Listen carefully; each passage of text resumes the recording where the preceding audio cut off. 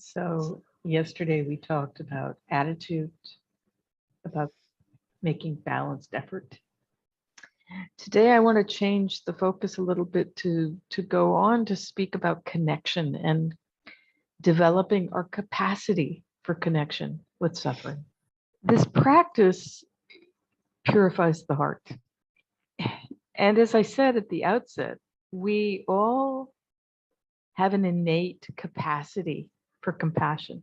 We're all wired neurologically to care for each other. We're social species. And in fact, neurologists have discovered that people who help other people have what they call a helper's high. Endorphins are released in the same way as when you eat chocolate. Caring for each other is part of who we are. So you might ask, well, so why is this so hard? So that's what I want to talk about tonight, both in that sense, but also more specifically about the impediments to compassion. So in this process of purification, it's like washing dirty clothes in a bucket of water. You soak the clothes with the detergent and all the scum kind of rises to the top. And I have to say here in Burma, because there's no such thing as a washing machine where I am, you see how dirty your clothes were, and it's just shocking sometimes. It's like, ugh, I had no idea. And in the same way, when we practice, we see the impediments to compassion vividly, and it can be very humbling, as a few people have mentioned already today. It can be really shocking. And as I've already said in a number of ways, it's essential that this happen. Not the shocking and humbling part, but the fact that we see the impediments. It's just like the scum rising from the dirty clothes. There you are. There it is. These are the impediments to compassion. And just like with the metta practice, each category shows a particular angle of these impediments, shows a particular flavor of these impediments. But more specifically with the compassion practice, we see the different ways we resist connecting. And we see our own personal reactivity pattern around not wanting to connect. Some people go to the near enemy, to grief or to pity. Some people get angry. And some people just don't want to connect at all. There's this massive of restlessness that can happen. I'll talk about that a little later. We know what to do with all of this, but it doesn't make it any easier, even though you know how to work with it, and all of you do. One thing that makes it easier is to clearly know and understand your own habit patterns around pain. So in any concentration practice, there are a suite of mind states that we talk about that get in the way of the development of concentration. So, of course, you know these, we call these hindrances. So I'm not going to talk much about the hindrances, just to give you the list to refresh your memory. There's greed, lobha. There's aversion, dosa. There's restlessness, piri, ottappa. There's sleepiness, and there's doubt. In each of us has a default setting for which of these hindrances tends to be predominant, depending on personality and tendency and habit. And different kinds of practice bring certain of the hindrances into more focus. So it's very, very helpful to know for yourself which of those you tend most easily to slide into, so that you can be alert to their presence. So you can nip it in the bud, so to speak. You can cut it before it's an English expression. To nip something in the bud means to stop it before it gets too big. So for example, I tend most easily to go to dosa, to irritation. If I'm not paying attention, it can get quite big. Get pretty overwhelming. And that can happen very quickly because that's just a habit path. So to catch it early before it gets too big is very, very important. But maybe you're a Lobo type. Maybe you tend more to the greed side. And so to know in the practice when the mind is getting a little too delighted by some meditative experience so that, then you stop from chasing it. Or maybe you tend to doubt or self-doubt. It's in this particular situation, it's really important you watch your thoughts. In You questo pay caso, attention to thinking. Because if you have a tendency to slide into doubt, you can have one uncomfortable sitting and the thought comes into the mind, oh, I'll never be able to do this. And before you know it, you're ready to give up. So that initial thought was just a thought with no basis in reality. But very quickly, it turns into something debilitating. So whether your personality tends more to irritation or greed or doubt, know yourself is really important. And of these 5 hindrances, with respect to the Karuna practice in particular, restlessness is probably the predominant experience. So restlessness is something that can be physical or mental. And sometimes you can see it really, really clearly if you hurt yourself. Maybe you fall and hit your head or hit your finger with a hammer, something like this, something really intense and shocking. When this kind of thing happens, often the first thing that arises is this almost a physical restlessness. I had an experience on retreat that showed this so vividly. I've never forgotten it. And now I see it all the time if I hurt myself. It was late at night and I fell going up a set of stairs. There was nobody around. I was a self-retreatant at a big retreat center between formal retreats. So there weren't many people there. And I fell and I hit my head really hard. I didn't, knock myself out. I don't think I was concussed, but it really hurt. The first thing I did is I thought, well, I'll go have a cup of tea. That will make me feel better. So I went to the dining room and I made a cup of tea and I sat down. I had 2 sips of the cup of tea and I thought, no, this isn't gonna, maybe I should go sit. So I got up, I threw the tea away, I went to the meditation hall. That lasted about 5 minutes. I thought, no, I better go to my room and lie down. I went to my room and lay down. And then I thought, oh, but wait, if I have a concussion, I don't want to fall asleep. I might, and so I better go do some walking meditation. So I went to do some walking meditation. So I was standing there beginning to do my walking before I started to walk. I was standing with my eyes closed and I realized in the half an hour or so, maybe a little more, maybe 40 minutes since I'd fallen, I had actually felt my head. All of that moving around, all of that, doing one thing, doing another thing was a way of avoiding feeling. So it's the same in the practice when we cultivate compassion. So we don't want to connect with pain. And so sometimes people get incredibly restless in the mind or in the body just because we don't want to turn towards pain. So there's restlessness, and that can be predominant. The other of the 5 hindrances that is a huge experience for a lot of people with compassion practice is just pure resistance, dosa. It's a form of dosa, it's a form of aversion. It's like the mind just, it's like a horse that doesn't want to go forward. The mind is just planted its feet and there's nothing we can do. And there's nothing we can do to get it to turn towards compassion.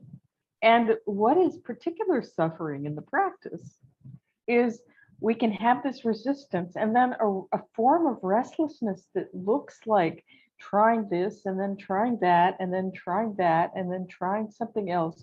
The mind is moving all over the place, trying to find a way in, but it's just a combination of restlessness and resistance. And this is just really, really unpleasant. But all of this is actually pretty normal for us as human beings. We may be wired for compassion, but we actually don't want to feel and connect with pain. And what this practice asks us to do is to turn and directly face suffering. we're not masochists. We don't want to go there. So don't worry if there's some reluctance to do this or a strong resistance. We may, as I said, be hardwired for helping, but there is this place in the heart where we're afraid to feel suffering. So if you're dealing with restlessness, if you're dealing with a lot of resistance, the first thing to remind yourself of is, as I said earlier, compassion is not empathy. It's really important to remember this because somewhere in the back of our minds, a lot of us have this idea that we're supposed to take on the pain of other people. But pure compassion is really different.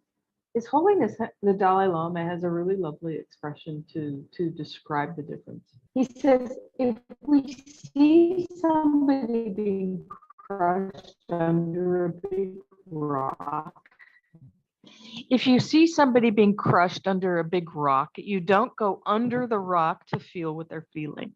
You want to help them get out from under the rock. So in the same way, if somebody's experiencing suffering, you don't want to go down in there with the suffering, into the suffering with them and feel it. That doesn't help anybody. You want to witness their suffering so that they're not feeling so alone in it. And if there's something you can do, you want to do whatever it is that can help them relieve that suffering. And in the compassion practice specifically, turning towards suffering doesn't mean feeling suffering. It means opening the heart to the fact that suffering exists and being able to be present with it, which is a very, very different thing. And it's here with the witnessing that a deeper level of impediment begins to be revealed. When we see somebody suffering, it might not even be something we're aware of, but when we see somebody who's suffering, we often. Okay, Donatella, do you have? Okay. When we see somebody suffering, when we witness somebody suffering, even if we're not consciously aware, often in the back of our mind, there is the thought, oh, this could be me. We see other beings dealing with the basic three characteristics of existence. All conditioned phenomena come and go, they're impermanent. All conditioned phenomena are uncontrollable. There's nothing we can personally do to control them. And if you cling to what is impermanent and uncontrollable, suffering follows inevitably. So we're faced with seeing this in somebody else and we think, ooh, this could be me. This is where the near enemies come from. And the near enemy that is that feeling of pity, oh, that poor person over there, is a subtle form of resistance. It gives distance between us and them. Oh, that poor person over there. And the near enemy that is grief is also a form of dosa. It's a form of resistance. It's sadness mixed together with wishing it weren't so. All of this more subtle, deeper resistance around these three characteristics has a lot to do with a sense of self that, is bound up with pain and bound up with suffering. And the stronger our sense of self around pain, the more our natural human nature to connect and be compassionate becomes distorted. So His Holiness says it very well. He says, thinking me automatically brings fear, a sense of insecurity and distrust. So there's a linear relationship between wisdom and compassion. The more compassion we have, the more wisdom we have, the more wisdom we have, the more compassion we have. So the more we take this sense of self seriously, the harder it is to turn towards suffering. The paradox that is quite wonderful in this practice is that when we, as I said a couple of nights ago, when we get out of our bubble of self and direct our well-wishing to others who might be suffering, it actually turns the mind towards wisdom. It releases us from that smallness of self. Mm. So we might not be enlightened beings, but we all have the capacity to increase our ability to connect with suffering. And the more we connect with, the more we get out of our bubble of self and connect with the suffering of others, the more ability there comes to connect without that resistance, existential level of resistance. Don't worry about it. It's not something you need to fix or change. The more you do this practice and the more you do Vipassana practice, the easier it will become. So there's nothing you really need to adjust or fix. And the best way to deal with this deeper existential kind of resistance is to not give it much oxygen, not to pay too much attention to it, not to make a big deal out of it, deprives it of a certain kind of oxygen. It comes with delusion, it comes with being a human being. We'll all deal with it. So the only thing to do is just to keep going. Apamadena sampadeta. And please don't forget, with this deeper level of resistance or the more superficial hindrances, you're not doing anything wrong. Please just be patient and keep going is the basic thing, the basic solution to all of this. Sometimes when you report to the monks here in Burma, you report your practice and you talk about, oh, I felt resistance and anger and irritation and cruelty. They'll just chuckle and say, oh yeah, sometimes it can be like this. And I really like that as a kind of a mantra when things are difficult. It's like, oh yeah, sometimes things can be this way. Just in that situation, incline to compassion anyway. So I think I'll stop here given my internet connection and really encouraging everybody. Please don't worry. It all comes out in the wash, in this purification process we call Karuna Bhavana. So thank you for your kind attention and thank you for your sincere and diligent practice. And thank you always, Donatella.